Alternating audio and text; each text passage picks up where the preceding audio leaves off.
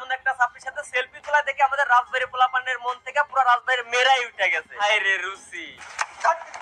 আমি জানি এখন আমাকে অনেকে বলবে ভাই আপনি আপনার নিজের জেলা রাজবাড়ী পোলাপানদেরকে আপনি ছাড় দিতে পারলেন না। আরে ভাই রাজবাড়ী পোলাপান তো দূরের কথা, ভুলটা যদি আমার বাপেও করে তাহলে পিছনে আঙ্গুল দিয়ে দেখিয়ে দেয় হচ্ছে আমার নেশা। তবে ভয় পাবার কোনো কারণ নাই, আমি আপনাদের আপাতত পাশে আঙ্গুল না দিয়ে চোখে আঙ্গুল দিয়ে দেখিয়ে দিচ্ছি আমি কেন রাজবাড়ী এই সমস্ত টিকটকারদেরকে ছাপড়ি বলি। জীবনে অনেক পাপ করছে, কিন্তু রাস্তাঘাটে মাইয়া দেখলে ভিডিও করে টিকটকে আপলোড দেই নাই। বাগান খারাপ ওয়েট কর, আমি তো আছি। তুই কেন রাস্তাঘাটের মেয়েদেরকে ভিডিও করে টিকটকে ছাড়বি? কারণ রাস্তাঘাট তো মাত্র দুই একটা মাইয়া থাকে। তুই তো আপলোড দিবি মেলার মাঠের ভিডিও, যেখানে ক্যামেরা অন করলে শত শত মেয়ে দেখা যায়। পয়লা বৈশাখ উপলক্ষে রাজবাড়ী চলতেছে মেলা। এই মেলাতে ছেলেদের তুলনায় মেয়েদের সংখ্যাই মেলা।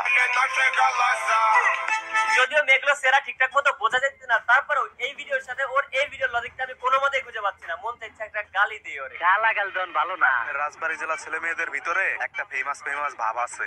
হ্যাঁ বুঝতে পারছি, এই জন্য তোমাকে মতো সাপি পোলাপানের ভয়েস নিয়ে আমাদের রাজবাড়ী জেলার মেয়েরা স্কুলে গিয়ে টিকটক বানায়। রাজবাড়ী জেলায় রাজকন্যার অভাব নেই। একটা টিকটকার আছে আমাদের শহরের পাশের ইউনিয়নের, কিছুদিন আগে দেখলাম বাজারের লোকজন ধরে গণপিটান দিতেছে। মাগা সোশ্যাল মিডিয়া তোর অ্যাটিটিউড দেখছে। এটা রাজবাড়ী, এইখানে একটা দিবা 60টা খাইবা। অথচ নিজের 7 গুণা 14টা খেয়েও বাসায় এসে হজম করে বসে আছে, কারো বালটাও শিখতে পারে নাই।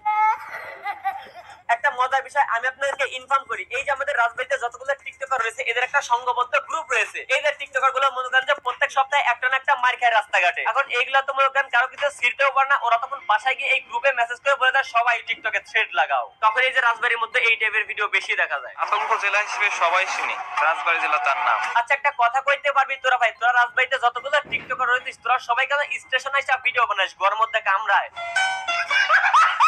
আবার এমন একটা টিকটকার রয়েছে আমাদের রাজবাড়িতে যার বয়স হচ্ছে আমার বাপের সমান, কিন্তু তার ভিডিও দেখলে মনে হয় তার শরীরের মধ্যে অলওয়েজ 224 ভোল্টের কারেন্ট প্রবাহিত হয়। আইতে পারি যাইতে পারি, আমার বাড়ি রাজবাড়ী। গোয়াটা মারতেন তো কাকা ওই জায়গায়। আপনাদের জন্য রাজবাড়ী জেলা পরিচয় দিতে আমাদের ইতস্ত বোধ করা লাগে। তবে ভাই যাই হোক, আমার কথা যদি বাদ দিয়ে রাখি, আমাদের জেলাতেই কিন্তু আমাদের আশিক ভাইয়ের বাসা। সাহিত্যিক মীর মোশাররফ হোসেন কিন্তু আমাদের রাজবাড়ী জেলারই সন্তান। ব্যাড ব্রাদার্স এর আবির ভাই কিন্তু আমাদের জেলার। আর সবথেকে বর্তমানে ট্রেন্ডিং এ যে বিষয়টা চলতেছে আপনাদের সবার প্রিয় যারা ভাবি কিন্তু আমাদের রাজবাড়ী। রাজবাড়ির ভাবি আছে। তবে এইসবের ভিড়ে আমাদের রাজবাড়িতে মোস্ট ওয়ান্টেড একটা ছাত্রী আছে, তার নাম হচ্ছে রিফাত, বাসা বালিয়াকান্দিতে। এই রিফাত আমার সাথে দেখা করার জন্য কয়েকবার আমার বাসায় রাজবাড়িতে আসছিল। আপনারা ভিডিও দেখে বুঝতে পারতেছেন যে এর শারীরিক কিছু একটা সমস্যা রয়েছে। এমন একটা ব্যক্তিকে নিয়ে কথা বলার জন্য আমি সত্যি আন্তরিকভাবে দুঃখিত। তবে পুরো ভিডিওটা দেখে তারপরে কমেন্ট করেন। এই পোলা তার শরীরে অক্ষমতার সুযোগ নিয়ে বিভিন্ন সময়ে নবী রাসূল এবং ইসলামিক বিষয় নিয়ে এমন ভাবে ব্ল্যাকমেল করে ভিডিও বানায় যাতে আপনারা তার ভিডিও দেখতে বাধ্য হবেন। এমন একটা ভিডিওর উদাহরণ হচ্ছে এইটা। লা ইলাহা ইল্লাল্লাহু মুহাম্মাদুর রাসূলুল্লাহ।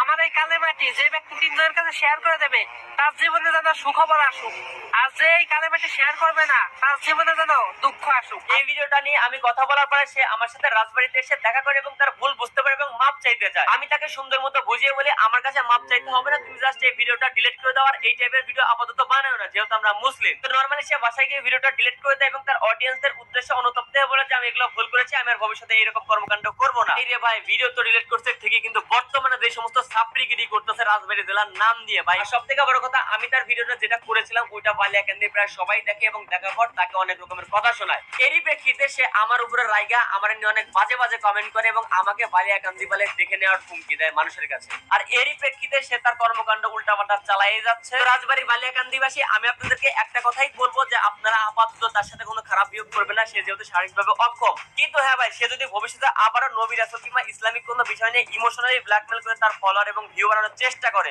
বাকিটা আপনাদের হাতে তুলে দিলাম, আপনাদের যা ইচ্ছা তাই করবেন। নামাজে যাওয়ার আগে ভিডিওটা করে যাচ্ছি, যদি এসে দেখতাম ভিডিওটা ভাইরাল হয়ে গেছে। অনেকের সাথে দেখা হওয়ার পরে বলে ভাই আপনার জেলা রাজবাড়ী জানতাম না, আজকে জানলাম, খুবই ভালো লাগে। তো অফিসিয়ালি আজকে ঘোষণা দিয়ে দিলাম আমার বাসা রাজবাড়ী জেলার রাজবাড়ীর সন্তান। চলে আসছিল রাজবাড়ী রেলওয়ে ময়দানে। তো আজকের ভিডিও এই পর্যন্ত। ভিডিও কেমন লাগলো কমেন্ট করেন, ভালো লাগলে লাইক করুন, পেজ হলো ফলো করুন, ইউটিউব চ্যানেলটি সাবস্ক্রাইব করুন।